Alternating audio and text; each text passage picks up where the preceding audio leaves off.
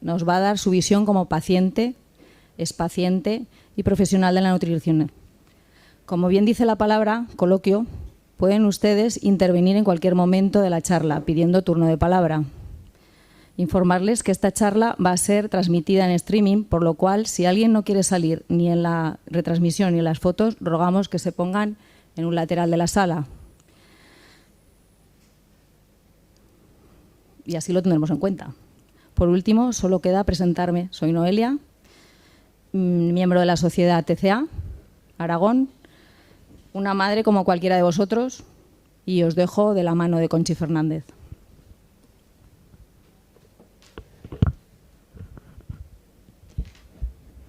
Vale, pues yo soy Conchi y como dijo Noelia, pues soy nutricionista, me especializo en TCA y hoy quiero que pues hablemos de un montón de cosas sobre TCA y sobre la recuperación, pero antes pues me parece justo también presentarme del todo y contaros un poquito mi historia. Parte de ella está en el libro que escribí, pero hay una parte que no está y es la de quién soy yo, por qué me he especializado en TCA, por qué he estudiado nutrición y hasta por qué he escrito un libro. Y eso os lo voy a contar un poquito por partes, y es que yo era una niña a la que siempre le encantó escribir historias, inventar historias, tenía muchísima imaginación, y esto que veis en pantalla son cuentos que yo me inventaba siendo muy pequeña. Este en concreto creo que tenía 8 años cuando lo escribí, o 7, y los hacía con mis propias ilustraciones, los fabricaba en folios y los iba guardando en una carpeta, no sé si veis por detrás que hay muchos más, porque eran pues para mis futuros hijos. Y los publicaba así porque a mí lo de publicar un libro me parecía que eso a mi alcance no estaba, eso era para superautores que jugaban en otra liga. Pero esto de escribir me duró muy poquito, porque a los 12 años yo empecé pues con una depresión que venía ya arrastrada por problemas de ansiedad, un estrés postraumático a la hora de dormir. Era una niña aparentemente feliz, pero que dentro de su cabeza pues tenía muchos demonios y que no se atrevía a hablar de ellos. Esa parte sí que está más en el libro. El caso es que llegó la enfermedad y al llegar la enfermedad, primero la depresión, inmediatamente después la anorexia, se me acabó el ser capaz de escribir estos cuentos. Pero empecé a escribir de otra manera y empecé a escribir como terapia. No fue guiado de la mano de un profesional en este caso, sino que fue pura casualidad de estar estudiando en el colegio, en la asignatura de lengua castellana, esto de pues la poesía. Y estudiar se me quedó muy, muy grabada la frase de el arte es subjetivo. Ostras, yo puedo escribir sin miedo a equivocarme, porque como es subjetivo no puede estar mal. El arte es arte. A quien no le guste, por lo menos no será culpa mía. Y a partir de ahí empecé a escribir, pues eso, poesías, porque además las poesías tenían otra cosa, que eran las metáforas. Y las metáforas eran maravillosas. Yo podía hablar de todos mis miedos, de todos mis sentimientos, liberarme de ellos, sentir que no estaba cargando con ellos en silencio, pero a la vez era como no decirlos, porque solo lo sabía quien lo supiera interpretar. Y a quien yo no se lo quisiera decir le decía que no era esa la interpretación. Y ya estaba, parecía que hablaba de flores. Y punto. Así que os voy a enseñar una imagen que siempre pongo muchas veces en charlas, porque es la imagen de, a mí me gustaba mucho escribir diarios, y en el momento en el que apareció la enfermedad lo que hacía era que escribía una poesía todos los días. Y para hacerlo escogí una agenda de estas que regalaban con revistas del corazón, pero que es un poquito la viva imagen de lo que es un poco la anorexia. Porque como veis en esta imagen tenemos el poema, que sí, era arte, era subjetivo, no había miedo a equivocarme, pero si veis están todas las sílabas contadas, todos los versos, la rima tenía que ser perfecta, no era un verso libre, no era una rima libre. Yo seguía teniendo muchísimo miedo a equivocarme, a hacer algo diferente, a salirme de las normas. También es una imagen de la anorexia porque si lo veis es que aparece hasta una receta en lo que era la agenda. Me tranquilizaba que esa receta estuviera ahí, me permitía seguir pensando en comida. Podía leer la receta aunque nunca la fuera a hacer. Y aún encima tenía otra columna con consejos de salud que muchas veces tampoco eran acertados, pero estaban ahí. Por eso pongo mucho también esta imagen. Una vez terminó ese año, ya no escribía un poema al día. Por cierto, muchos de estos poemas están en el libro abriendo los capítulos, luego os contaré por qué, pero seguía escribiendo solo como terapia.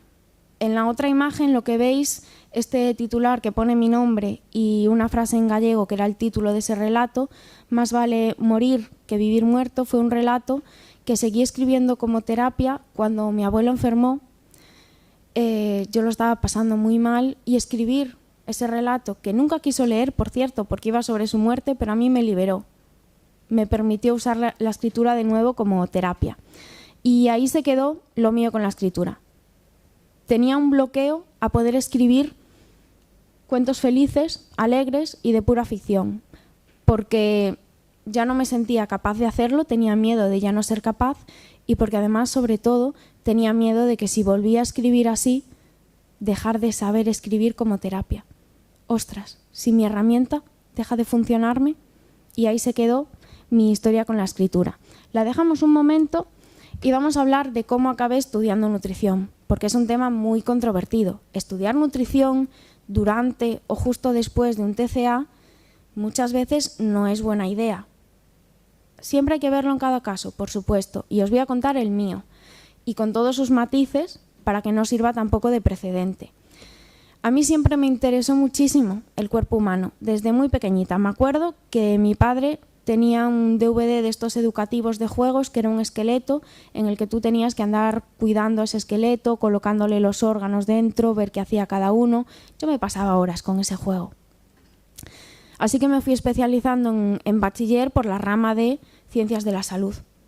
Aún no tenía muy claro qué quería hacer. Llegó el momento de decidir. Yo en ese momento me encontraba transitando la etapa final de la recuperación y me debatía entre 3 carreras: Ciencias de la Actividad Física y el Deporte, Medicina y Nutrición. Seguro que ya sabéis que muchas veces el TCA se entremezcla demasiado con tus deseos y ya no sabes qué es lo que quieres tú, qué es lo que quiere él, qué es lo que te da miedo a ti, qué es lo que le da miedo a él. Tras mucho darle vueltas y mucho esfuerzo, fui capaz de darme cuenta que lo de Ciencias de la Actividad Física y el Deporte era cosa del TCA y no mía. A mí me gustaba el deporte, sí, y al TCA le encantaba que yo tuviera la excusa perfecta para pasarme el día entrenando. Pero fui capaz de ver que ni el TCA ni yo queríamos una vida basada en entrenar a los demás. Ahí no estaba mi pasión. El ejercicio de futuro, luego os hablo más de él, pero es algo que está muy, muy guay. Me quedaban medicina y nutrición. Medicina, pues supuestamente, oye, me parecía interesante. También es cierto que no me veía para nada pasando por todas las rotaciones de cirugía, haciendo el MIR, para al final acabar intentando especializarme en algo como endocrinología, en el cual pues yo podía hablar más como la persona, podía tratar un poquito también el estilo de vida, que era algo que me llamaba más. Pero supongo que os imagináis que con una nota muy alta en la selectividad y entrando de sobras a medicina, parecía que tenía que ir de cabeza a medicina. Una vez más, es otro estereotipo y otra presión social más a la que me enfrentaba. Y después teníamos nutrición. Nutrición, aparentemente, me podríais decir que es lo que más parecía que tenía que ver con el TCA.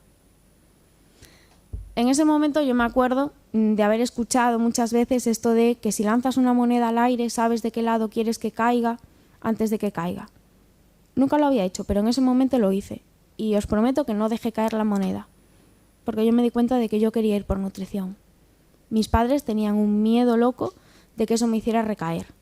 Y aunque nunca se lo confesé, hasta tiempo después yo también tenía ese miedo. Y tenía mucho miedo. Pero aún así fue la primera decisión que tomé por y para mí. No por el TCA y no por lo que se esperaba de mí. Este libro era mi libro de bachiller. En bachiller se empezaban a dar unas nociones de lo que era el metabolismo humano. Os pongo este libro aquí para que veáis, tanto en el esquema como en las anotaciones en las páginas, como si os fijáis el borde del libro, está todo con etiquetitas de dónde estaba cada cosa. Porque a mí me flipaba ese libro. Y no solo la parte de metabolismo, me flipaba el ADN, me flipaba la reproducción, me flipaba todo. Y os lo pongo porque precisamente al entrar en la carrera de nutrición, que podían haber pasado dos cosas, que mis rigideces y esa búsqueda de la alimentación ideal que estaba en mi cabeza, todavía saliendo del TCA, se hubiera exacerbado. Pero lo que me encontré fue una serie de asignaturas que me hablaban de esto, de lo complejo y apasionante que era el metabolismo. Y luego había otra serie de asignaturas que me daban lo que yo supuestamente estaba buscando, una formulita y unas matemáticas perfectas. Ostras, no me encajaba que todo esto se pudiese simplificar en una fórmula. Y esa disonancia, ese verme de vuelta a la rigidez que yo buscaba, me ayudó a alejarme de ella y a apasionarme mucho más por entender el cuerpo mucho más allá de todas las rigideces que yo creía que necesitaba para entenderlo. Seguí leyendo, aprendiendo mucho sobre el cuerpo humano, me tiré también por asignaturas sobre interpretar la evidencia científica y además de todo esto pues me independicé, estaba viviendo sola, estaba llenando mi vida de más cosas, estuve corriendo carreras de obstáculos, sobre eso hablo un poquito en el libro, también tengo un vídeo en YouTube de lo que me enseñaron, que ese sí que me gustaría que lo vierais porque creo que tienen una enseñanza que es muy guay para que todos podamos aplicar. El caso es que volvemos ahora a unir los dos puntos de la escritura con lo que sería estudiar nutrición porque me tocó hacer el trabajo de fin de máster.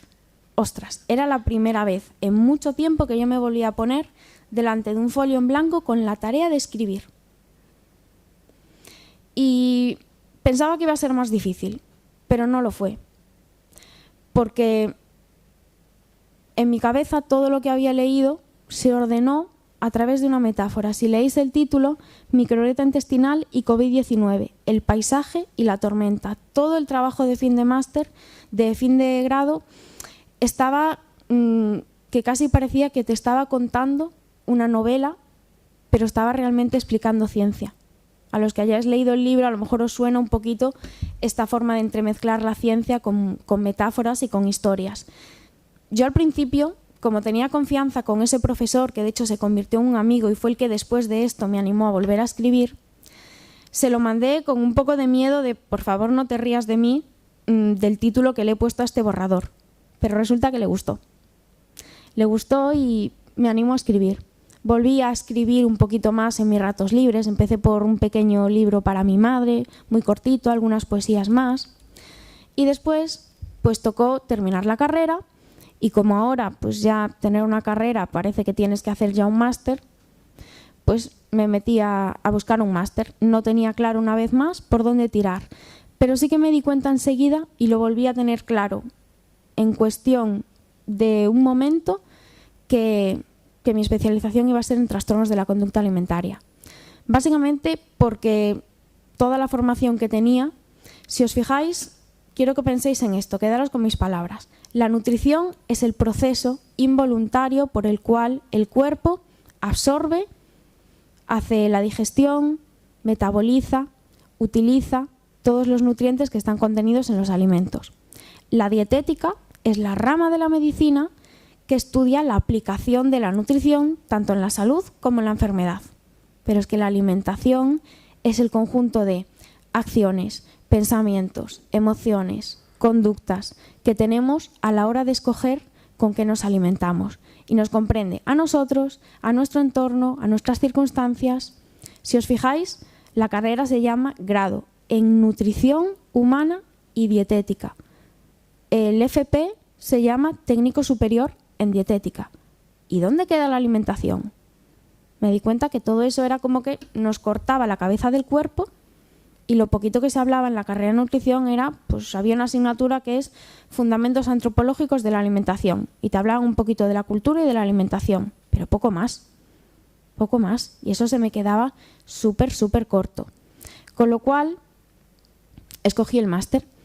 ¿Y cómo llegamos del máster al libro? Pues el máster empezó en noviembre. Esas navidades yo me fui a casa de mis padres. Y con lo que estaba viendo en el máster, pues me topé con esta agenda y otros cuantos diarios y dije, pues los leo ahora o no los leo nunca. Casi como material complementario de lo que estaba viendo en el máster. Y a partir de aquí, pues me puse a buscar y leer toda la ciencia que encontraba, porque me di cuenta que incluso en el máster se suele hablar de esta imagen de los TCA precisamente para decir que lo que se ve es lo que está en la superficie y que hay mucho más debajo. Hasta ahí estoy de acuerdo, pero es que incluso lo que está debajo nos estamos quedando en la superficie. ¿Qué hay dentro de ese iceberg y de qué está hecho ese iceberg? Había demasiados interrogantes, demasiadas preguntas. Y al igual que en mi libro de bachiller, yo buscaba al llegar a casa respuestas a absolutamente todo, porque yo quería entender todo el contexto de alrededor para poder entender lo que ponía en mi libro, pues eso mismo fui haciendo. Y por la necesidad simplemente de escribir y de ordenar todo aquello, empecé a escribir. Y empecé a escribir tal cual lo leéis en el libro. Porque fui sumando capítulos y capítulos. Cuando llevaba 3 me pensé que a lo mejor, bueno, pues me abro un blog y empiezo a subir artículos. Cuando llevaba 6, bueno, puedo subir un ebook a Amazon. Pero al final, pues fueron bastantes más capítulos y que fueron naciendo de la necesidad de ir poniendo todo eso por escrito y casi hablarme a mí yo del pasado. Una vez terminado el libro, se lo pasé a algunas personas y me dijeron que lo intentara publicar. Y lo intenté, y ahí está. Y está tal cual lo escribí en ese primer manuscrito. No tuvo correcciones más que de ortografía, de que, cosa que yo no sabía, después de las interrogaciones no se pone punto. Por si no lo sabéis, pues no es así, porque a la pobre correctora del libro tuvo que quitarlas absolutamente todas. Y esa es un poco mi historia y un poco la historia del libro, y lo que os podéis encontrar en él es un recorrido que va desde una pequeña introducción hasta capítulos sobre lo que sería la enfermedad, los diferentes síntomas, todos ellos, como veis aquí, abiertos con un poema, que es un poema, salvo 2 o 3 que escribí para terminar el libro, están sacados de esa agenda. Y finalmente vamos a la recuperación, unos versos para el cuidador y una despedida. Y ahora que, bueno, ya me conocéis un poco más, me gustaría que hablemos de diferentes cosas. La primera, etiquetas. ¿Por qué etiquetas? Porque siempre buscamos etiquetarlo todo y a veces la etiqueta es también un poco una barrera para pedir ayuda. Porque necesito tener una etiqueta de un trastorno de la conducta alimentaria antes de empezar un tratamiento. Necesito cumplir todos los síntomas de un trastorno alimentario antes de recibir un tratamiento. De nuevo voy a empezar ya con una metáfora por si no os quedó claro que me gustan, y es una que cuento también siempre, y es que aquí todos tenéis calcetines en el armario, ¿verdad? ¿Hay alguien que no tenga calcetines? Estoy segura, como todos tenéis calcetines, que todos en algún calcetín tenéis hilillos de estos que se desprenden por la parte de la goma. No creo que nadie tenga calcetines sin hilillos, ¿vale? Habrá algunos de vosotros que seáis capaces o que tengáis las herramientas de, en cuanto veis un hilo, coger unas tijeras y cortarlo. Y el problema ya no va más. Habrá otros de vosotros que, bueno, veis el hilo, no lo cortáis con la tijera, pero tampoco tiráis por él, lo dejáis estar ahí, ¿vale? Ese hilo está siendo un poquito un factor de riesgo a que a lo mejor en un momento de estrés cogéis y empezáis a tirar. Y hay otros que, en cuanto veis el hilo, a lo mejor ya tiráis directamente. Y tiráis y tiráis, y a lo mejor os estáis dando cuenta que estáis deshaciendo el calcetín, pero no podéis parar de tirar. Y al final se os queda un calcetín que está medio deshecho, que casi os da vergüenza salir con él a la calle, que lo intentáis esconder en casa. Esos hilos podrían ser, entre comillas, pensamientos o conductas desordenadas con la alimentación. No tiene un TCA quien lo quiere tener. Tiene un TCA quien tiene la predisposición a tirar de esos hilos y deshacerse del calcetín. Si no, con la cantidad de inputs que tenemos en la sociedad actual, la realidad es que todos los tendríamos. Dicho esto, si yo tengo una relación con la comida que me está causando un sufrimiento, sea el que sea y de la gravedad que sea, yo merezco recibir ayuda y puedo mejorar recibiendo esa ayuda. No necesito la etiqueta. También hay que decir que las etiquetas también tienen algo bueno. Lo primero de todo, cuando yo no sé qué me pasa, creo que me estoy volviendo loca, que me digan que lo que me pasa es que tengo un trastorno de la conducta alimentaria, que para esto hay tratamientos que les pasa a más personas, me puede aliviar. Pero esto también lo digo y lo digo muchas veces en consulta, las etiquetas y sobre todo las subetiquetas dentro de los trastornos de la conducta alimentaria, las diferentes etiquetas como anorexia, bulimia, anorexia purgativa, anorexia restrictiva, trastorno por atracón, todas esas etiquetas son útiles para la ciencia y la investigación porque yo necesito hacer más o menos grupos de personas, tener más o menos ideas de síntomas, pues para poder ir investigando, diseñando tratamientos, etcétera. A nosotros, ¿para qué nos sirven las etiquetas? ¿Qué hacéis con las etiquetas de la ropa? Primero la leemos, por si acaso dice algo importante. Oye, no vaya a ser que esta camiseta destiña, que no se lave en frío, que lo que sea. Vale, pero una vez la he leído, yo la corto porque me pica. Me pica mucho y me fastidia. Pues a veces con las etiquetas de un trastorno de la conducta alimentaria es bueno hacer esto. Ya tengo mi etiqueta, vale, y ahora me la corto. La he leído, me he quedado tranquila, sé que esto existe, sé que hay más personas, estoy en un tratamiento ya enfocado y ya no la necesito más, porque yo no soy esta etiqueta, ni esta etiqueta me va a definir. Y hay una etiqueta en especial que hace mucho, mucho daño, y me refiero a la etiqueta de cronicidad. Esa etiqueta es muy dura y a veces se repite, hasta en tratamientos. Con esto se aprende a vivir. Yo suelo decir esto, la recuperación de un trastorno de la conducta alimentaria es posible en el 100% de los casos, pero no podemos ocultar que no se da en el 100% de los casos. Tenemos estadísticas, tenemos estudios y no todos los casos se recuperan. Hay algunos que cronifican y hay algunos que tienen desenlaces pues que clasificaríamos de totalmente adversos. Eso es cierto, no lo podemos ocultar, pero lo que sí es que decirle a una persona que la recuperación total no existe, que se aprende a vivir con ello, es una barrera enorme para que pueda recuperarse. Abajo os pongo una silla de ruedas. Imaginaros que yo estoy ahora mismo en silla de ruedas porque me he roto la cadera y que voy al fisio para poder volver a andar. Pero el fisio me dice, tú no vas a volver a andar, vete acostumbrando a usar la silla de ruedas o como mucho unas muletas.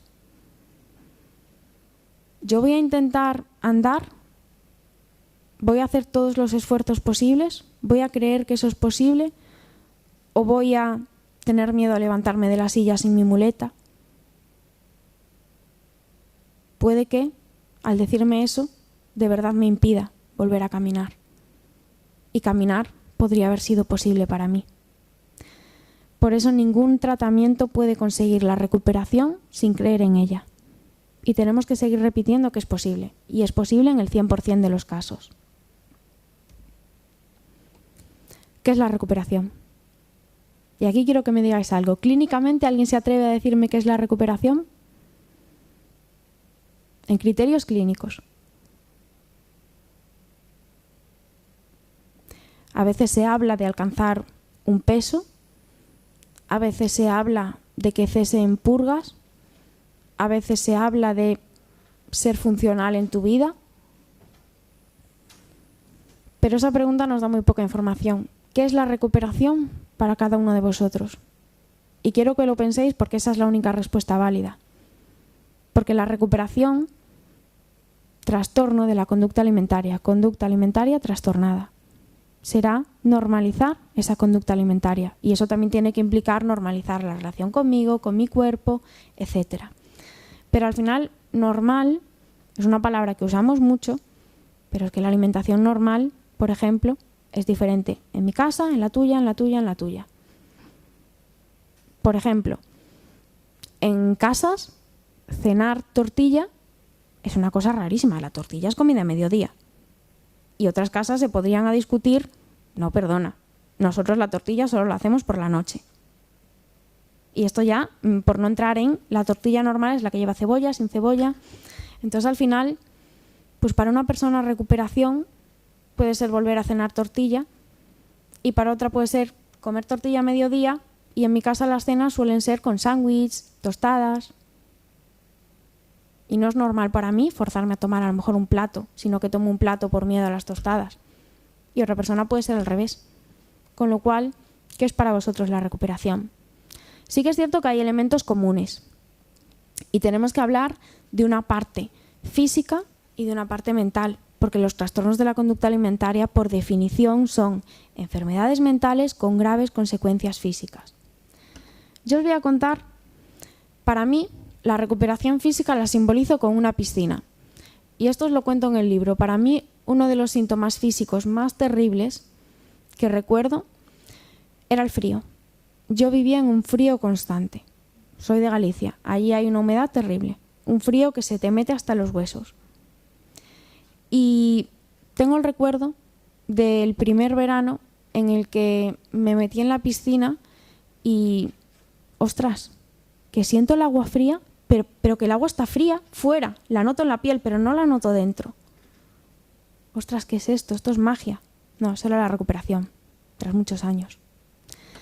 Y abajo os pongo 2 círculos, que es un ejercicio que muchas veces también hago en consulta, porque como veis, al final la recuperación también tiene que ser liberar ese espacio mental para que mi mente se parezca más a lo que es importante para mí.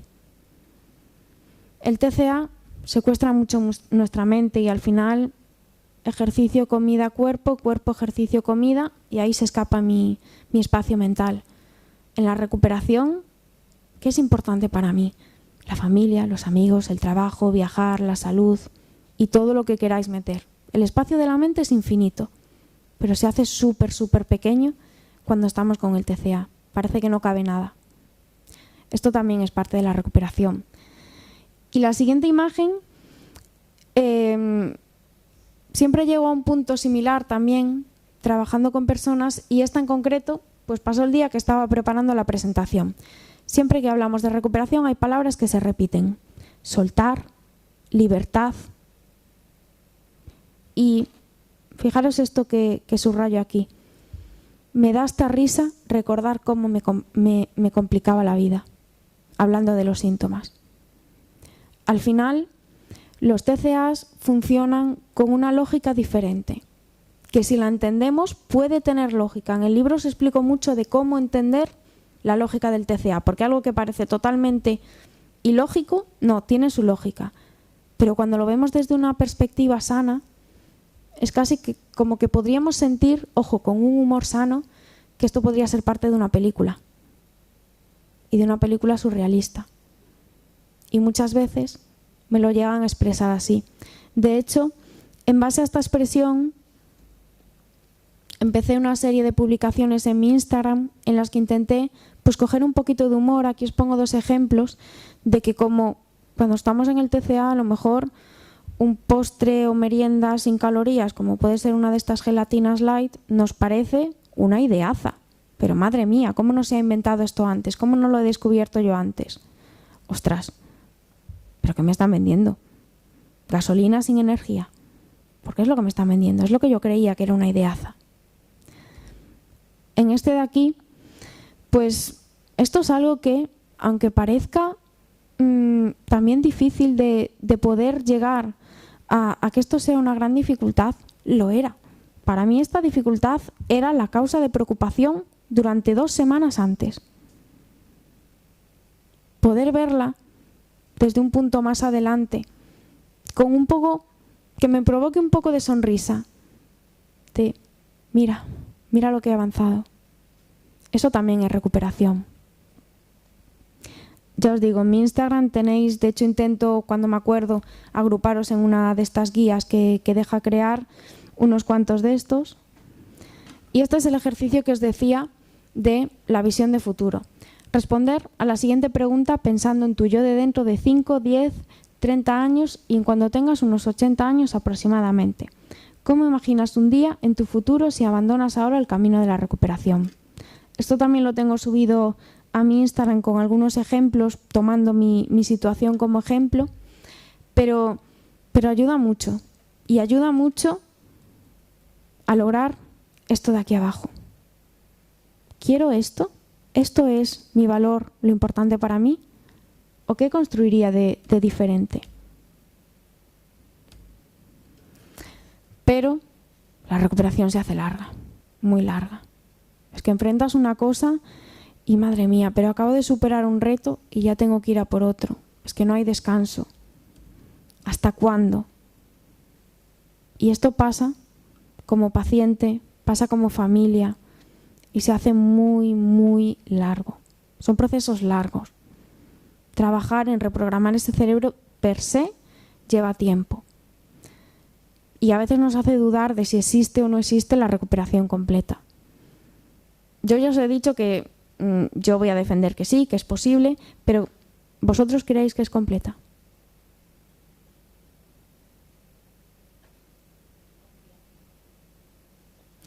Os voy a explicar, como lo suelo explicar también muchas veces, y es que un TCA no es crónico. Sí que lo es la predisposición, pero un TCA no es crónico. Y el haber caído en un TCA me dice que yo tengo una predisposición. Pero es que saber que tengo esa predisposición puede ser un factor de protección. ¿Y cómo es esto? Imaginaros que vosotros tenéis alergia a algo, a los cacahuetes, por ejemplo. Ostras, pues como sé que tengo alergia a los cacahuetes, voy a intentar evitar los cacahuetes. Y voy a poder hacer una vida normal evitando los cacahuetes. Los cacahuetes en este caso sería, por ejemplo, la restricción.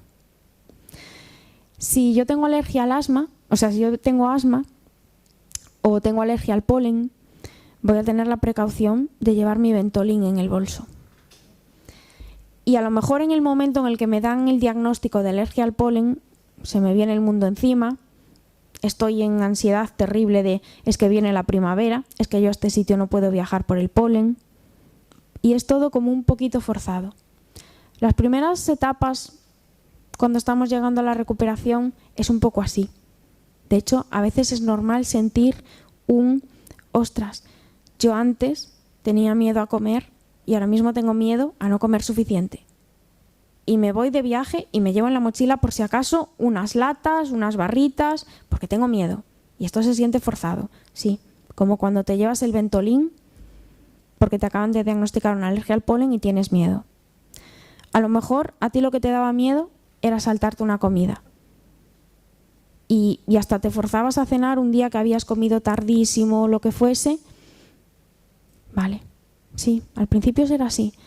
Pero ¿conocéis a alguien que lo normal es que cuando tú tienes una alergia y llevas años con ella, o una diabetes y llevas años con ella, es algo que sabes de ti y que usas solo para cuidarte? Yo conozco esto de mí y me sé cuidar. Yo conozco de mí que tengo esta predisposición y que para mí cuidarme pues pasa por alimentarme suficiente. Y a lo mejor en un momento difícil, por poneros un ejemplo, un duelo, pues a lo mejor otra persona, su autocuidado pasa por reservarse un momento de lectura, de reservarse un momento de salir a pasear porque es algo que la calma. Pues a lo mejor mi autocuidado pasa por alimentarme bien igualmente en esta etapa. Y lo hago con la naturalidad con la que utilizaría el Ventolin si tengo asma. Con la misma naturalidad, sin que me cause ni vergüenza ni dificultad. Y eso llega, pero requiere ese tiempo. Al igual que requeriría el tiempo acostumbrarme a cualquier otra condición. Y conociéndome. Y hablando de recuperación, tenemos que hablar también de lo que no es una recuperación. Cambiar de síntoma no es curarse de un TCA. Pasar de contar calorías a contar macronutrientes o a mirar la calidad de los alimentos no es curarse de un TCA, es cambiar de síntoma. Pasar de hacer muchísimo ejercicio aeróbico a hacer ejercicio de fuerza, pero seguir con la misma dependencia, no es curarse de un TCA. Es cambiar de síntoma. Imaginaros que yo estoy aquí y os estoy repartiendo este folletito para divulgar un poquito sobre TCA que pone que acomodar los síntomas hacia algo que me permita ser funcional, que aparentemente yo pueda vivir aunque sea con mi mente todavía pareciéndose a esto de aquí, pero bueno, que lo pueda disimular, que pueda hacer un trabajo, que pueda hacer muchas cosas, no es recuperarse de un TCA, no es sanar del todo.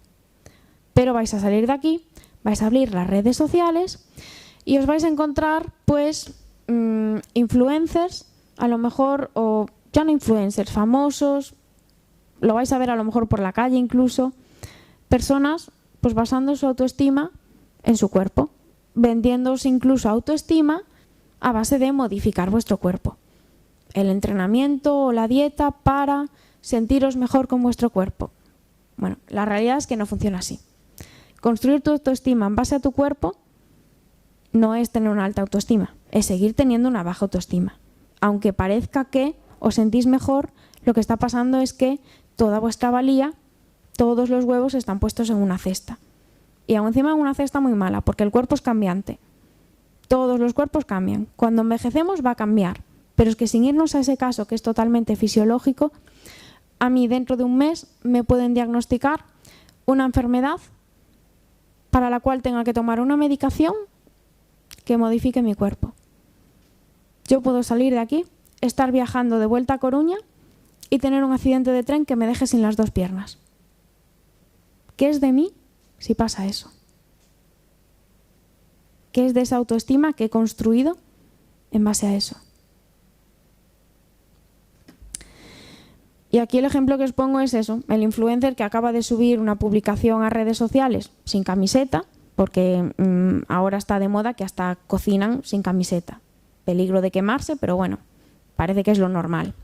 Llamando aptos o no aptos a productos del supermercado. Bueno, pues esto de apto o no apto tampoco es recuperación.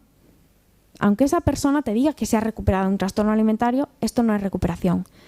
No hay alimentos entre comillas buenos o malos. Nutricionalmente diferentes no es lo mismo que moralmente diferentes. Y que los alimentos sean moralmente diferentes para ti implica que me siento bien, que soy bueno comiendo unos, que siento culpa comiendo otros. Y esto en sí es un factor de riesgo y una conducta desordenada a la vez. Otro ejemplo. Anda, el influencer que se pasa el día hablando de lo que come en su Instagram, pero me dice que se recuperó de un trastorno a la conducta alimentaria. Bueno, pues no sé, desde fuera yo veo que su vida y su identidad sigue girando en torno a eso. Que come desde el control y no desde la conexión y la libertad. ¿Os imagináis un registro así de cuando vais al baño o respiráis? Y a lo mejor yo me estoy recuperando de una neumonía, pero ¿veríais normal que comparta en redes sociales cada minuto y cada respiración que hago? ¿Estoy recuperada o sigo un poco traumatizado con mi respiración? Y a veces esto también pasa mucho, y lo sé, porque me han llegado a consulta personas que lo hacen, necesitar recibir un feedback para disminuir la culpa. Es decir, yo tengo una cuenta como persona recuperada en redes sociales y te enseño que puedo comer de todo. Pero sobre todo te enseño los alimentos que me dan miedo. Y a lo mejor te pongo un mensaje de lo puedes comer sin culpa. Sí, pero es que a veces la persona está subiendo precisamente ese mensaje para quitarse ella misma la culpa al recibir los me gusta y el qué fuerte eres y qué valiente y ojalá yo también poder. Y solo está siendo capaz de hacerlo gracias a eso. Eso tampoco es recuperación. Aquí os pongo un artículo que se publicó hace muy poquito, vais a ver ahora una serie de ellos, todos muy recientes, que lo que nos viene a decir es, analiza, y esto hay varios, yo os he puesto aquí uno, pero los hay con diferentes hashtags en redes sociales, en este caso, lo que hacen es que analizan las publicaciones que están detrás del hashtag de positividad corporal. Este movimiento que busca la aceptación o incluso el agradecimiento y el aprecio al cuerpo. Aparentemente, este movimiento nace de una idea muy sana, muy pro recuperación. ¿Qué pasa? Que las redes sociales no son grupos terapéuticos, no hay ningún moderador. Todos podemos subir el contenido que nos apetezca a redes sociales. ¿Y qué acaba pasando? Sobre todo en unas redes que van a la velocidad de la luz. Pues que la mayoría de publicaciones en estos hashtags, en este en concreto, lo que tenía era pues una gran frecuencia de conductas desordenadas con la alimentación y de un sobreentrenamiento y una dependencia del ejercicio. Y yo entro a redes sociales buscando positividad corporal y me encuentro esto. Es difícil, es muy difícil salir en la sociedad que estamos. ¿Y cuál era por qué creéis que pasa esto? Porque las personas que usan este hashtag son personas en recuperación, intentando salir, pero sin querer están cerrando una burbuja también. Os voy a poner este vídeo, a ver si se escucha bien. Bueno, ahora lo abrí 3 veces, se va a escuchar 3 veces. Hola, me llamo Conchi y bueno, por si acaso no os habéis dado cuenta o por si creéis que necesitáis decírmelo, por si acaso yo no me he dado cuenta, tengo la piel clara, muy clara. Pero bueno, el caso es que quería invitaros a un día en mi vida como persona con la piel clara. Me levanto por la mañana, iba a preparar unas tostadas, pero acabo de recordar que leí ayer un artículo con 5 tips para lograr un bronceado rápido. Uno de ellos era desayunar un batido de zanahoria. Así que cambio de planes por muy poco que me apetezca, porque hay que ser fuerte y tener fuerza de voluntad. Enciendo la tele mientras me lo tomo. Están hablando de cómo tratar la piel blanca para librarse de ella. Anuncian unas pastillas de venta en farmacias sin receta. Ah, sí, creo que las vi el otro día en el escaparate. Bueno, esas u otras, porque hay tantas para lo mismo. Supongo que debería comprarlas. Es irresponsable que me estén dando la solución y yo no la compre. Pero son tan caras. Bueno, supongo que al menos son menos caras que la operación de coloreamiento de piel de la que están hablando ahora. Apago la tele que me tengo que ir al trabajo. A ver con qué me he visto hoy. Esta camisa me encanta, pero es un color tan pálido que no puedo ir así con mi piel. Y es que en realidad ya no sé qué ponerme para disimularla, porque siento que se nota igual y que todos me miran. Se ríen de mí por mi tono de piel o piensan que no me esfuerzo suficiente por ponerme más morena. Si ellos supieran que es en lo que pienso la mayor parte del día, pero nada me parece funcionar. Bueno, cogeré esta camiseta. No me gusta nada con las mangas tan largas y el cuello subido, pero así son todas las prendas en las tiendas especiales para piel XX blanca. No importa que sean bonitas, importa que te tapen. Lo que a su vez no entiendo, porque entre los consejos para dejar de ser tan blanca está exponerse al sol. Pero bueno, será que además de blanca tengo poca capacidad de comprensión. Hola de nuevo, estoy en la sala de espera del centro de salud, porque hoy tengo revisión médica. La cosa va con retraso, y estar aquí sentada y rodeada de carteles con los riesgos de la piel blanca me está angustiando bastante. Ya sé que es factor de riesgo para un cáncer de piel, y que no encajo en el ideal estético de esta sociedad, pero... jolín, es que necesito un respiro de pensar en esto. Y hasta en el suelo me han puesto carteles. Ya no sé dónde mirar, porque hoy me obligan a estar aquí, pero ya puedo tener un gripazo o un dolor que yo por aquí no vuelvo. De hecho, lo mejor será que me quede en casa, y así tampoco me ve nadie, ni yo veo los cartelitos y anuncios para ponerte moreno que están por todas partes. Bien, parece que me llaman ya. ¡Auf! Llevan unos días doliéndome las rodillas al levantarme, tengo que aprovechar para comentarle esto al médico. Pues nada, acabo de salir, esperando 40 minutos y en 5 y sin apenas mirarme ya me dio indicaciones. Básicamente, nada más crucé la puerta, sacó de su cajón una pauta de bronceado. 55 minutos de exposición solar 5 veces al día, 3 zumos de zanahoria, un listado de alimentos que interfieren con la absorción de betacarotenos, no pasar más de 2 horas seguidas en interiores, nada de luces de neón... Me gustaría haberle explicado que la mayoría de todo eso ya lo hacía, aunque no tan estricto, pero tampoco me preguntó, y preferí usar mi oportunidad de hablar para comentar lo de la rodilla. Le quité importancia, no le hizo falta mirarla ni nada, me dijo que hiciese lo que me había dicho, que era por la baja exposición solar e ingesta de betacarotenos. No estoy muy convencida, porque últimamente me paso más tiempo al sol y tomo más zanahoria que nunca, pero el médico es él, así que estará en lo cierto. En el bus de regreso a casa entro en Instagram. Veo que hay una app que te escanea en el supermercado los alimentos con más betacarotenos y las mejores cremas bronceadoras. Jolín, mira la piel de estas chicas que los anuncian, qué dorada, no como la mía. Y fíjate en esta foto de antes y después, ojalá yo pueda. Aunque nunca he podido, y lo he intentado tanto, y cada vez me veo peor. Mi piel ya no solo es blanca, sino que empieza a estar rojiza, pero nada de morena. Y en cuanto me doy o intento darme un respiro, vuelve a su blanco porcelana. En fin, esta vez me voy a poner muy en serio. Tengo que demostrarme a mí misma y al mundo lo que valgo. Unos días después siento que mi productividad en el trabajo ha bajado mucho. Bien porque tengo que parar lo que esté haciendo porque suena mi alarma para salir un momentito al sol, o bien porque me vienen constantemente a la cabeza pensamientos intrusivos recordando si tengo 5 o 10 zanahorias todavía en la nevera. Además noto que me estoy aislando, y es que me acaban de invitar a un cumpleaños, pero no puedo ir, va a ser un espacio interior cerrado, rompe mi rutina de exposición y no creo que haya zanahoria o tomate para comer. 3 semanas después me dan las vacaciones en el trabajo. Mi piel se había puesto ligeramente morena con tanto esfuerzo, pero al irme de vacaciones y romper con la rutina, efectivamente, vuelvo tan blanca como siempre he sido.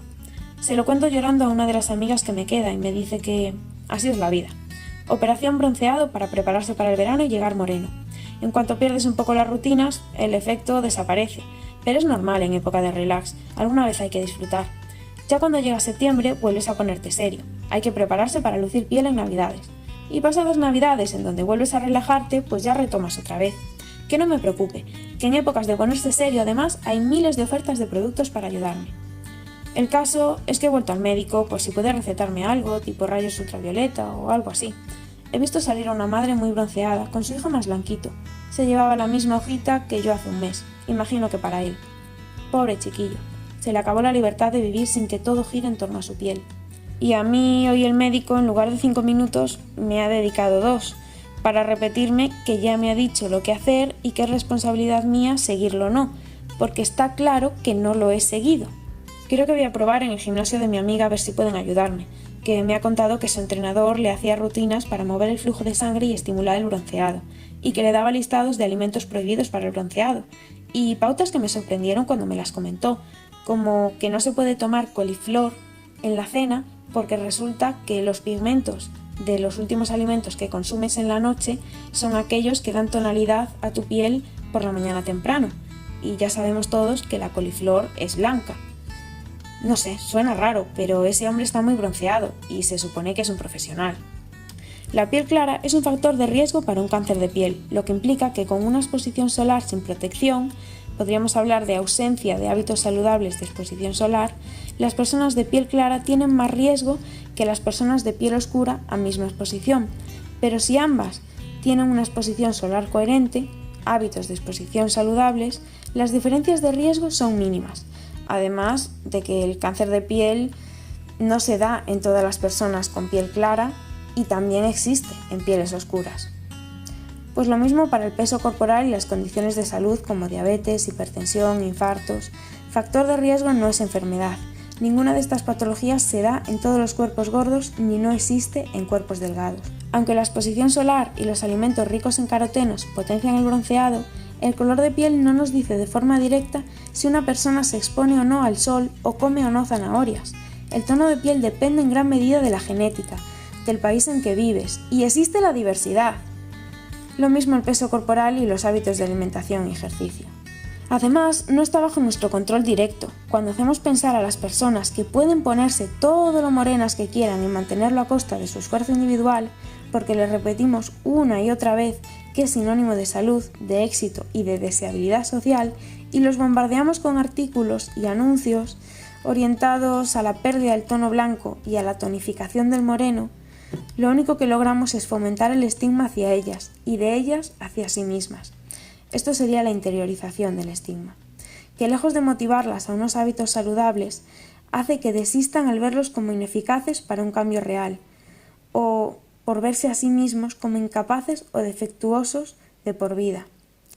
Y así es como he intentado explicar qué es el estigma de peso y los daños de los enfoques pesocentristas a través de una historia absurdamente ambientada en el tono de piel y en un enfoque tono de piel centrista, que en realidad no es menos absurdo que lo que estamos haciendo con el peso corporal. ¿Más o menos lo pudisteis escuchar? ¿Choca un poco lo que escuchabais? ¿Que os sonaba totalmente surrealista con las imágenes que estabais viendo, que son totalmente, iba a decir normales, pero voy a decir normalizadas? Es súper difícil recuperarse de un TCA porque vas en contra de la sociedad. Porque esta cultura de salud disfrazada realmente de cultura de dieta, estamos empezando a ver que es no solo un factor que complica la recuperación, sino que es detonante en sí misma de trastornos de la conducta alimentaria. En este vídeo habéis visto muchas cosas y una de ellas, hablando de redes sociales, ¿os acordáis de lo que decía de la coliflor? Yo os puedo venir y os puedo vender un argumento totalmente lógico. El último alimento que te comes en la cena son los últimos pigmentos que tu cuerpo absorbe y como estás en reposo toda la noche son los que van a colorear tu piel cuando te levantes por la mañana. ¿Cómo os quedáis? Que si estos lo repiten en todas partes, vosotros que no habéis estudiado la ciencia de la piel, coño, pues totalmente lógico. Y con esta presión por no ser con la piel blanca, es que yo no voy a comer coliflor por la noche ni de coña. Bueno, pues pasa con los hidratos de carbono y con 1000 cosas más, que a base de repetirlas se normalizan y hasta hay un discurso que suena lógico y coherente, pero que suene lógico y coherente no significa que sea real, porque seguro que habéis comido coliflor por las noches y os habéis levantado exactamente igual. De hecho, no es incompatible comer coliflor con que si luego vas a la playa te vas a seguir poniendo moreno. No tiene nada que ver. Pues eso pasa mucho con la nutrición. Y sobre estas campañas de peso, de salud centradas en el peso, pues lo que os decía, estamos empezando a ver, fijaros las fechas de estos estudios, estamos empezando a ver que están causando daños, que están causando muchos daños y que están llenas de mensajes estereotipados, reduccionistas, que lo que hacen es aumentar el estigma de peso y la insatisfacción corporal. Y esto afecta a las personas de todos los tamaños. No creáis por el vídeo que solo afecta a las personas en cuerpos grandes. No, nos afecta a todos. Porque en una sociedad que valora una cosa, yo, aunque la tenga, voy a tener miedo constante a perderla. Y la insatisfacción corporal se basa en que nunca es suficiente.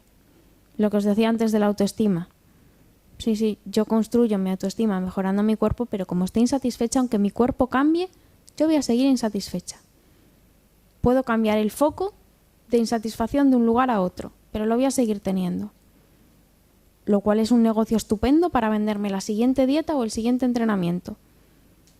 Si el primero era para la flacidez de los brazos, el segundo es para la flacidez de las piernas. Y además te lo vendo con una sonrisa de conmigo siempre mejoras. Es un negocio muy grande.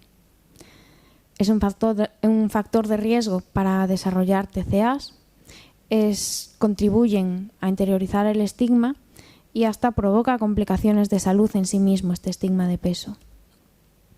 Hablo de campañas totalmente estigmatizantes, pero que son reales y que están en los centros de salud y en las campañas de salud pública.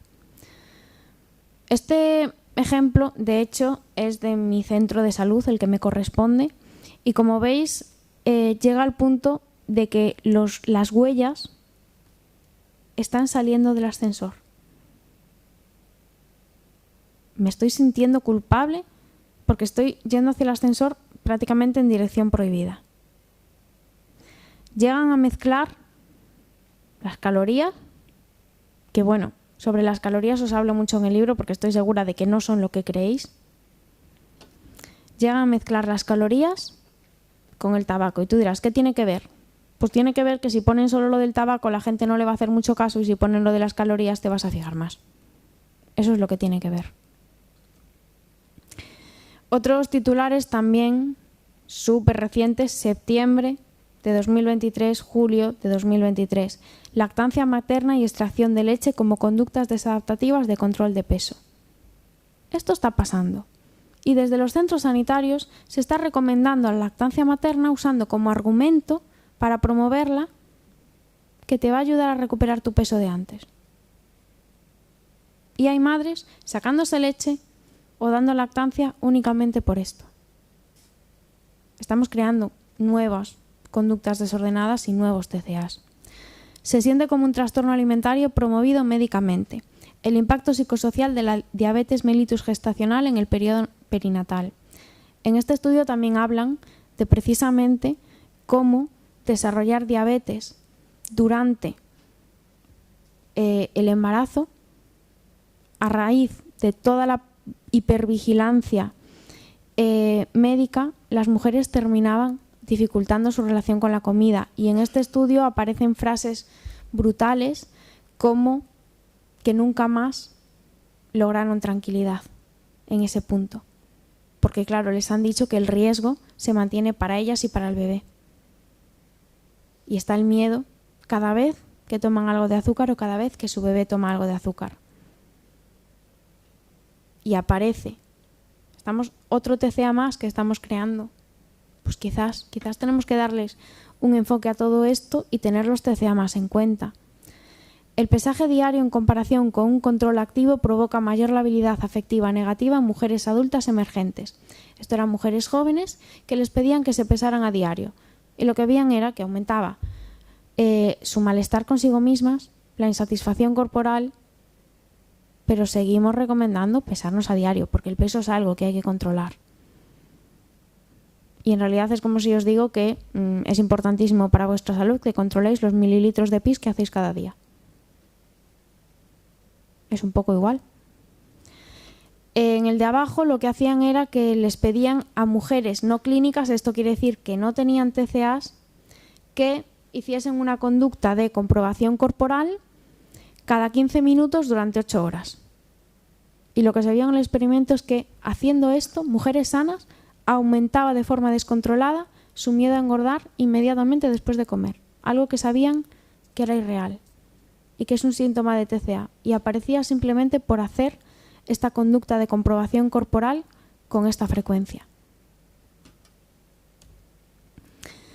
En este miraban desencadenantes de aparición de trastornos alimentarios, bueno, en este caso anorexia nerviosa, pero como ya hemos hablado de las etiquetas, existe migración diagnóstica, etcétera, podemos hablar un poquito de trastornos de la conducta alimentaria en todo el espectro de peso. El ideal de delgadez internalizado estaría detrás de un 30% de los casos en este estudio, y cómo no lo vamos a internalizar con todo lo que está normalizado, pero es que incluso recibir educación para la salud. ¿Y aquí qué entra? Pues entra a lo mejor las charlas de nutrición que se dan en las escuelas, basadas en alimentos buenos, alimentos casi veneno, porque yo he visto, de hecho me han ofrecido dar charlas en escuelas y muchas de ellas las he rechazado porque me las daban con una presentación hecha en las que yo les tenía que meter miedo al comer ciertos alimentos. Y entramos a redes y ya pues hay muchas similitudes si llevamos al extremo cualquiera de estas cosas. Llevo al extremo el real fooding, se llama ortorexia. Llevo al extremo la obsesión con el gimnasio, se llama vigorexia. Llevo al extremo, que se está poniendo de moda últimamente, el tema de los picos de insulina, de la glucosa, etcétera. Pues esto ya tiene nombre y es diabulimia. Esto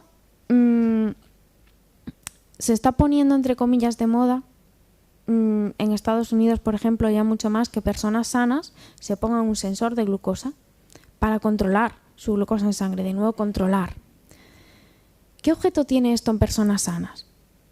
Vamos a ver, si a vosotros, a cualquiera, os da ahora mismo una hipoglucemia, por lo que sea, porque os puede dar, a un organismo sano también le puede dar, por las circunstancias ambientales, por lo que sea, vais a notar un mareo y vais a notar que necesitáis comer algo, no vais a necesitar que el aparatito os lo diga.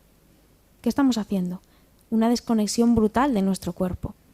Ya no me fío de mi cuerpo, solo de lo que me diga el aparatito. Con el sensor os suena súper raro, pero es que no hace falta el sensor, las aplicaciones de calorías.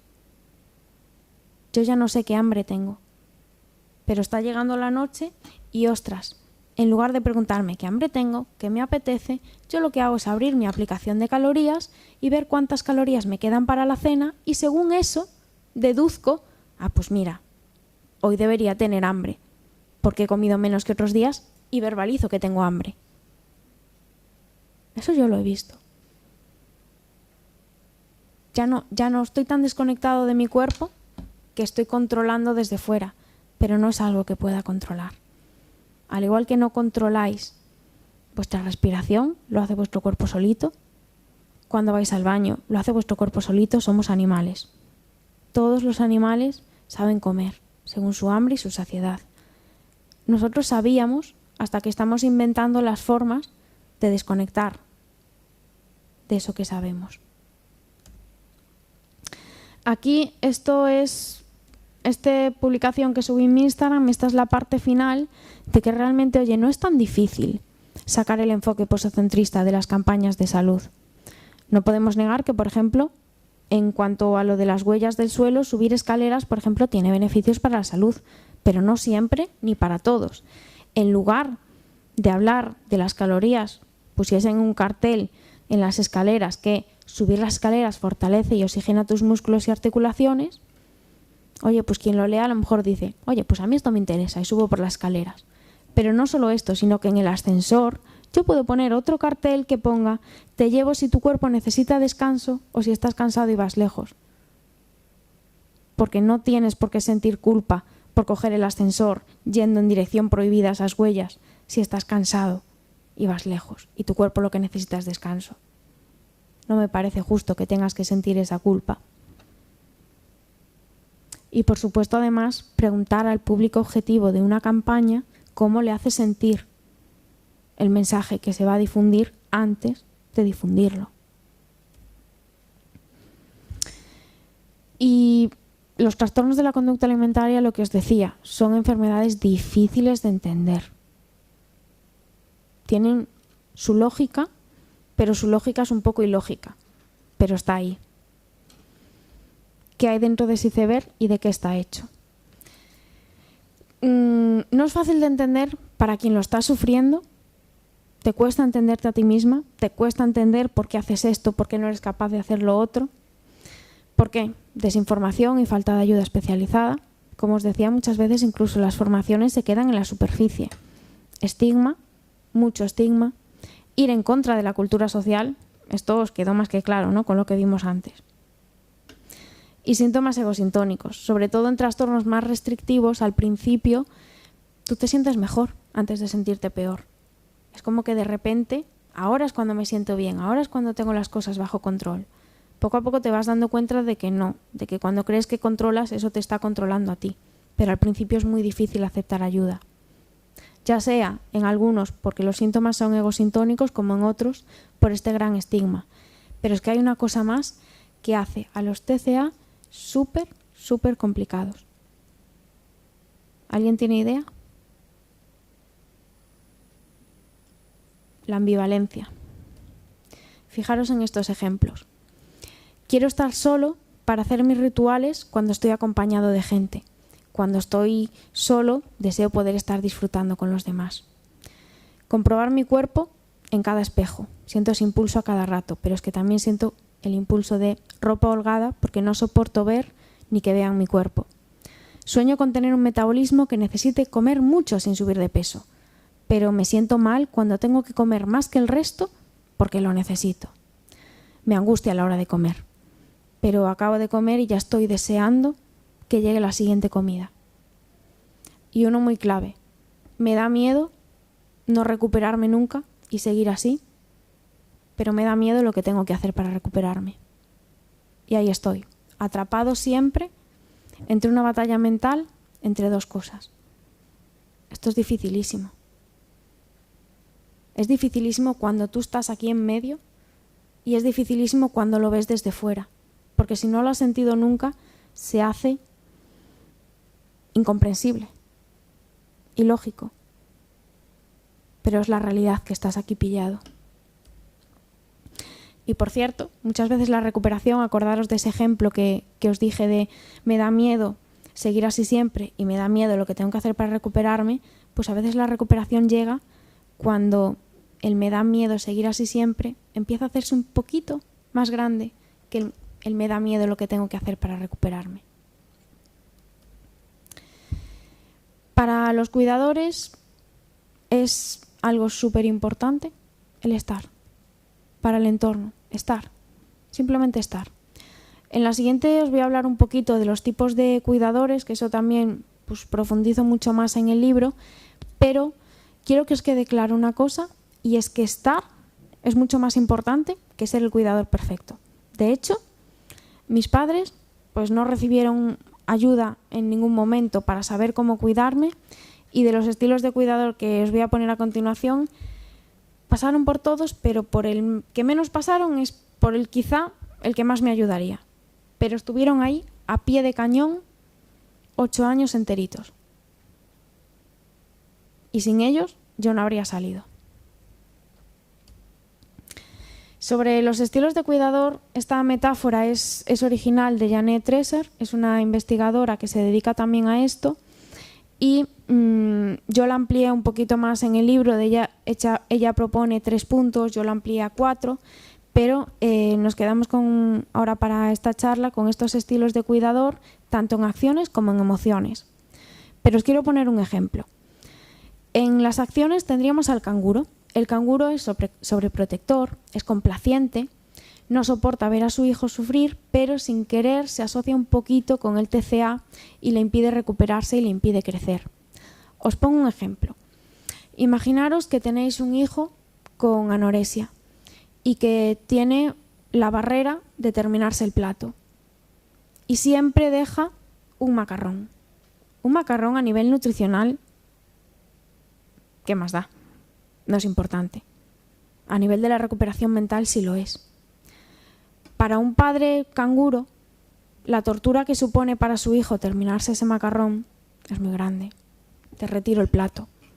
No pasa nada, lo has hecho ya muy bien. Porque no puedo verte sufrir, pero me estoy aliando con la enfermedad. El padre rinoceronte es dictador, es agresivo, es lógico. Fijaros, el TCA es súper lógico. Pues al padre rinoceronte no le entra. Se le queda aquí en el cuerno y no hay manera. Yo no entiendo esto y tú lo vas a entender. Sabe lo que hay que hacer y no contempla, o a veces no quiere desde el miedo, las dificultades para hacerlo. El hijo se siente invalidado y amenazado.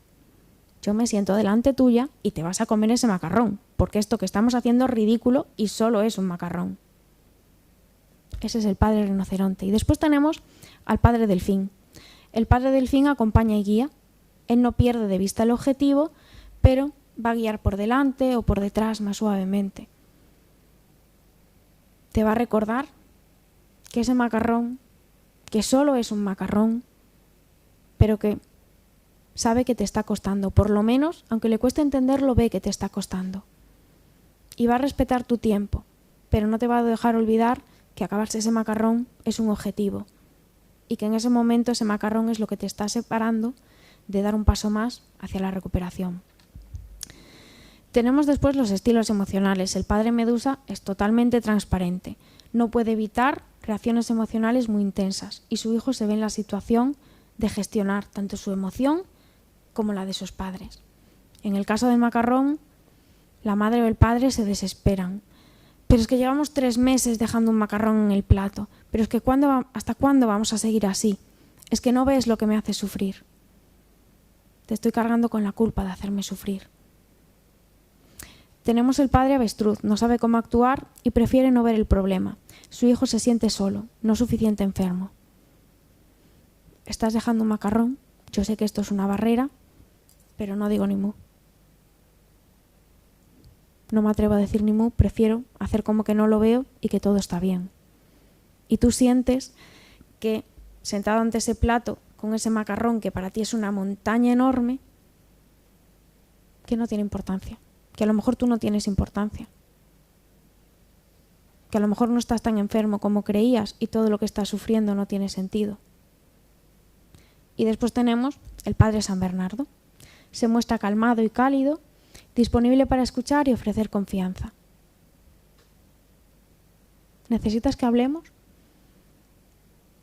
Perdona si a veces pierdo los papeles, o me desespero, o me frustro. Esos son un poquito los estilos de cuidador. Tal vez estáis pensando con cuál los identificáis y lo más normal es que hayáis pasado por diferentes. Por todos. Pero conociéndolos y acordándoos, pues a veces es un poquito más fácil, teniéndolos de referencia, recordar hacia dónde voy a intentar pasar la mayor parte del tiempo.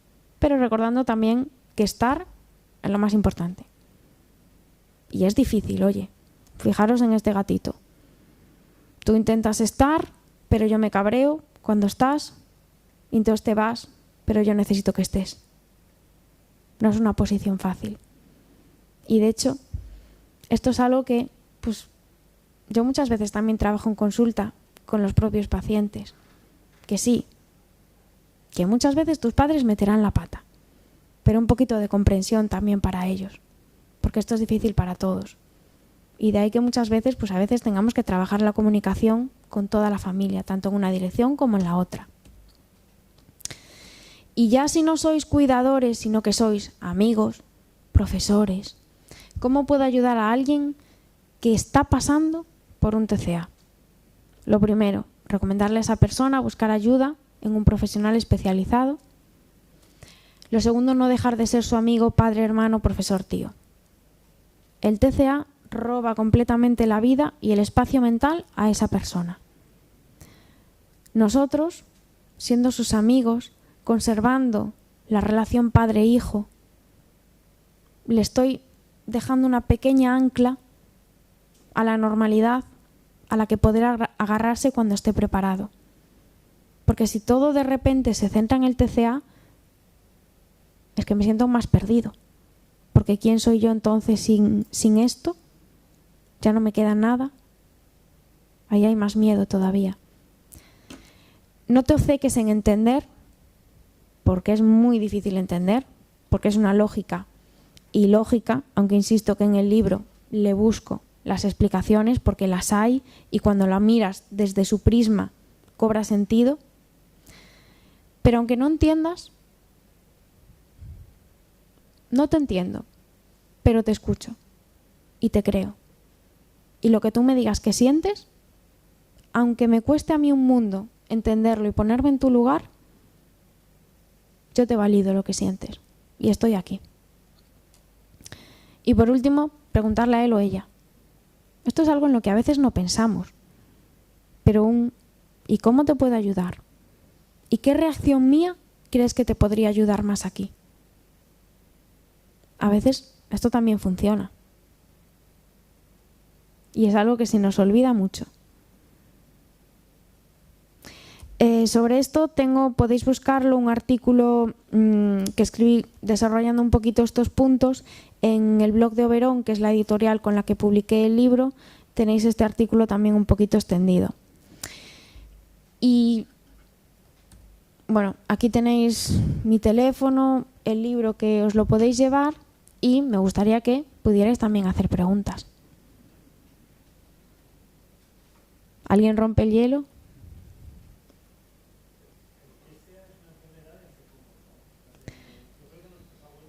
No. Desde hace poco se están incrementando los casos, se está incrementando la visibilidad, pero precisamente en el libro hablo que tenemos casos de anorexia nerviosa documentados en la Edad Media. Y de hecho, posiblemente, en base a las teorías evolutivas que explican la enfermedad, que las tenéis también en el libro, incluso en la prehistoria fuese cuando más sentido tenía la anorexia. Y no os hago spoiler porque también necesito que compréis el libro. pero no. Están aumentando los casos. ¿Por qué? Porque un TCA necesita que tengamos factores predisponentes, que ahí sería la genética, y factores precipitantes. Y como veis, están los factores precipitantes aumentando muchísimo. Y eso está haciendo que haya más casos. También es cierto que también detectamos más casos. También es cierto que se está visibilizando y hablando un poquito más de salud mental. Entonces es un poquito un cóctel que están aumentando. Pero existían.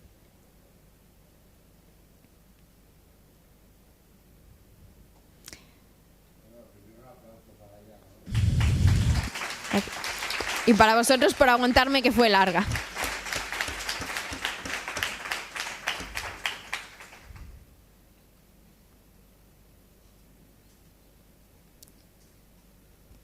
Dime.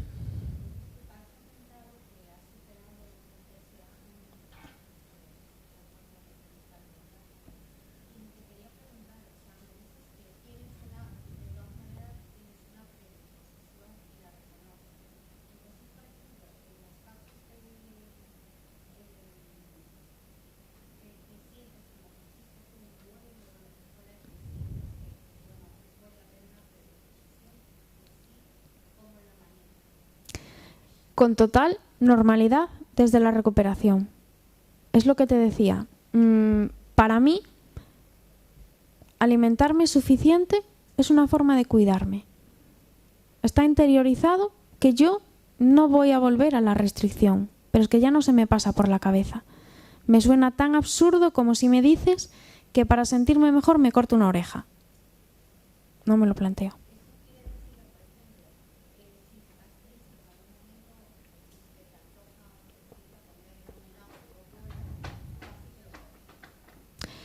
Ahí, si se me antoja un helado de 2 bolas, me lo puedo comer con tal tranquilidad. También es cierto, has mezclado un poquito 2 cosas. El gestionar y tener herramientas de gestión emocional. Si yo solo tengo una herramienta, sea la comida o sea irme a correr, vamos mal.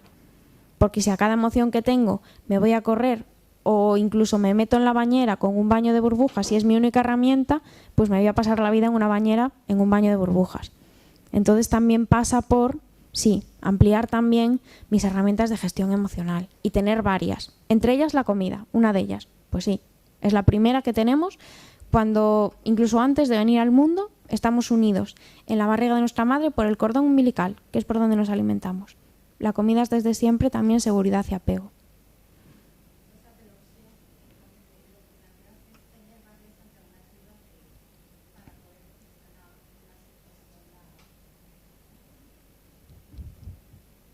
Exacto.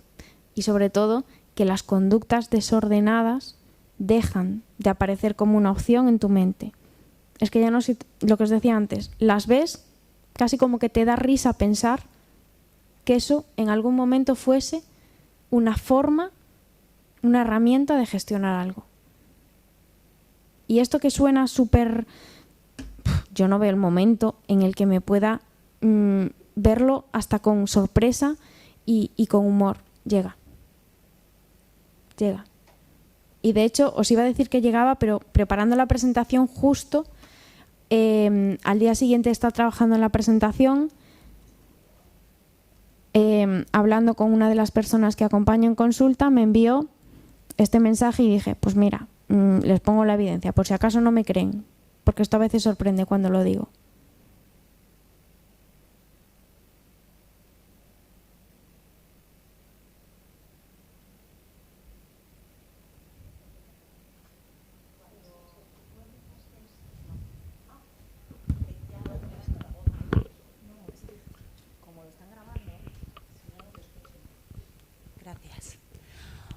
Cuando tú fuiste consciente de que estabas empezando tu proceso de recuperación, mi duda es, que esto para mí es muy complicado, ¿vivías con tu familia o estabas ya sola?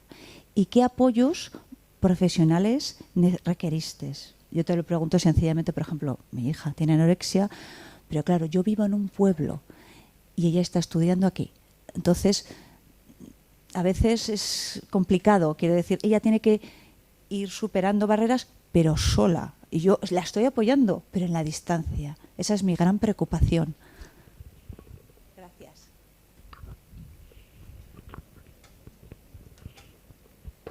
Bueno, mi caso, vivía totalmente con mis padres, tenía 12 añitos y más o menos mi recuperación llevó sobre todo desde los 12 hasta los 18, con lo cual fue etapa todo el rato viviendo con mis padres. Estuve en hospital de día, pasé por diferentes psicólogos y todos ellos fueron dejando semillitas en mí, aunque incluso la última parte ahí la hice sola. Que esto es muy variable lo que se va a necesitar en cada caso, pero que ayuda muchísimo. La ayuda que sea, profesional y formada, siempre mucho mejor, pero que se confíe en ella. Esa confianza y ese vínculo con una persona que te ayude es lo que más puede ayudar. Que estés tú ahí, por supuesto, sabe que no está sola.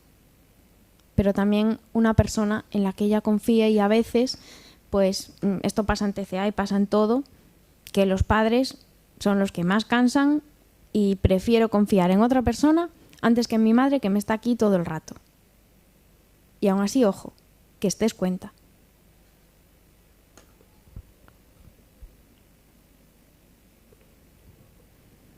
Hay una pregunta que siempre me hacen y es cómo se da el clic para empezar a hacer la recuperación.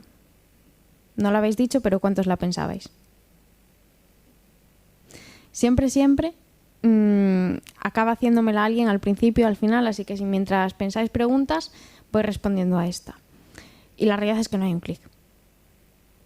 Esto no es un pulso un interruptor y hoy me levanto y ya voy a por todas con la recuperación. Es un conjunto de cositas, aunque algunas cuentan más que otras. Pero cuando llega el momento y se da ese clic, lo sabes. Y como, bueno, supongo que ya os habéis dado cuenta de lo que me gustan las metáforas, quiero que penséis en una página de internet que va cargando poquito a poco. Mientras está cargando y aún no ha cargado, sabéis fijo que aún no ha cargado. Porque va lenta, porque veo un contenido, un espacio en blanco que aún no va.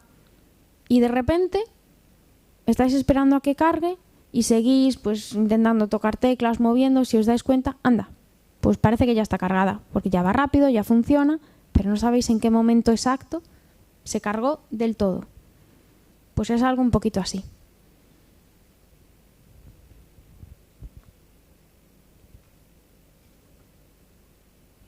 ¿Más preguntas? ¿Os habéis quedado un poco impactados, dormidos? ¿Hablé demasiado?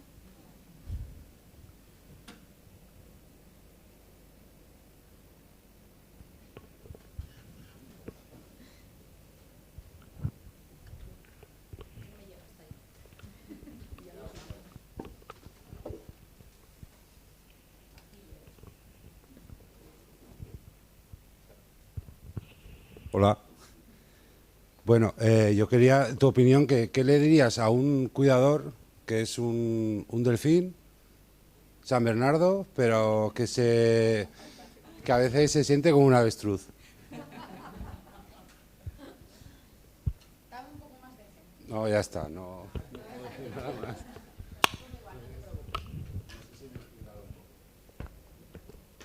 Que es normal. Es normal. La avestruz lo que hace es intentar escapar, intentar esconder la cabeza. Y eso es algo que es totalmente normal que sientas ante una situación larga y difícil. Y en la que aún encima lo estás haciendo genial, luchando siempre por ser un delfín y un San Bernardo. Totalmente normal. Pero ¿qué te diría? Que como San Bernardo, no sé si me hablas de tu hija, de tu pareja, pero si ya tiene una edad en la que más o menos puedas hablar con ella y que te pueda entender, decirle, oye, perdona en los momentos en los que a lo mejor mi reacción no es la que más te ayuda. Por supuesto quiero ayudarte, pero a veces también me siento un poco abrumado. Y no por culpa tuya, sino por el proceso. Poder hablar con ella, para que también ella tenga la confianza de poder hablar contigo. Porque ella también muchas veces, muchísimas, va a reaccionar de una forma en la que no querría estar reaccionando. Y que tú des ese primer paso de decirle, oye, que soy humano y que te quiero y te quiero ayudar y lo intento, pero a veces, y no por culpa tuya, sino por a lo mejor el cúmulo de circunstancias del día, o porque esto es un proceso y a veces estoy más arriba y a veces más abajo, actuaría como sé que no es lo ideal. Eso también le estás facilitando a ella el que te pueda decir lo mismo. Y eso es liberador. Yo hablo del hombre lobo en el que me convertía sin querer en el libro y es muy doloroso convertirse en ese hombre lobo en el que no quieres ser. Y que alguien te haya en el camino de, oye, que también existe la posibilidad de disculparme después, de liberar, de hablar más calmado, ayuda muchísimo.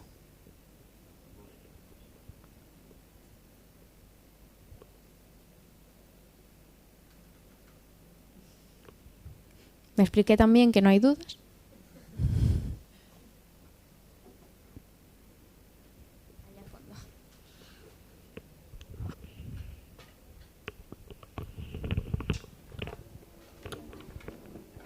Hola.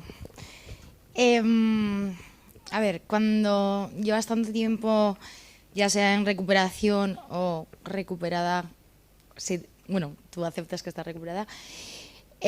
Cuando sabes tanto ya de las enfermedades y demás, ¿cómo, o sea, has tenido, obviamente imagino que habrás tenido momentos de miedo de recaer, ¿cómo los gestionas cuando tienes tanta información? Porque, claro, yo llevo 15 años, en mi adolescencia pues al final sí que era un motivo físico, pues te centras en eso y es como a mí me da igual mientras sea delgada o demás. Luego, pues al final he tenido una recaída cuando estaba mejor y sabiendo las consecuencias, al final ha sido algo inevitable. Y como que duele más cuando sabes.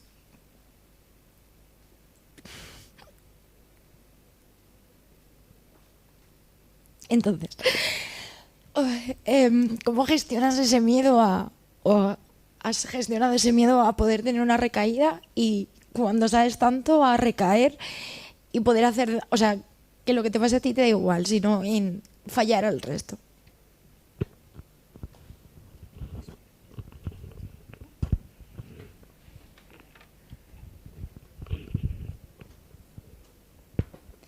Yo ahí te diría que es totalmente normal lo que sientes y trabajaría precisamente también ese miedo a fallar al resto.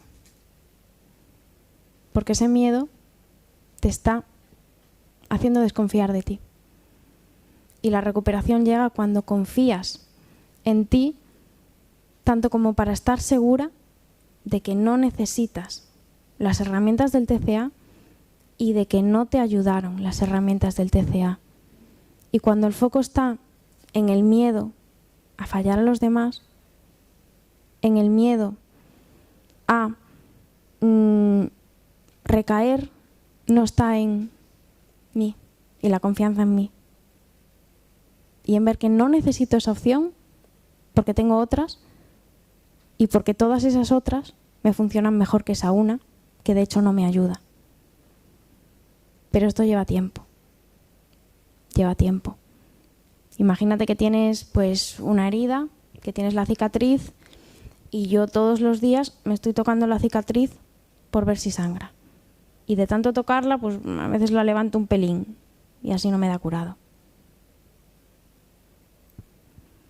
Sobre todo confiar en ti.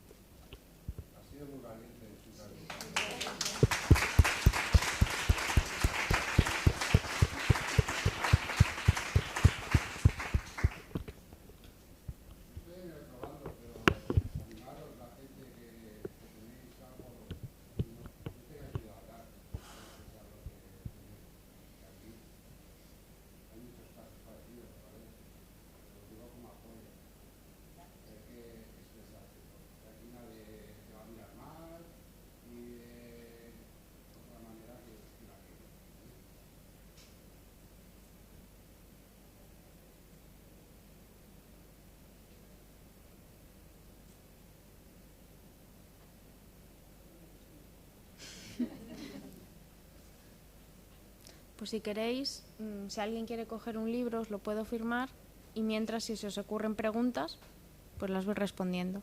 Y no hablé al micrófono, no sé si me escuchasteis.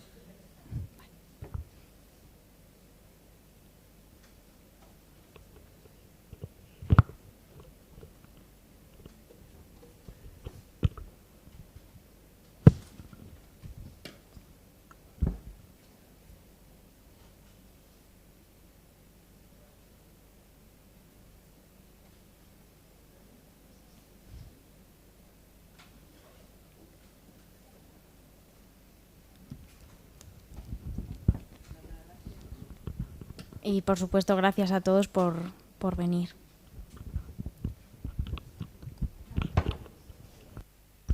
Bueno, un aplauso, por favor.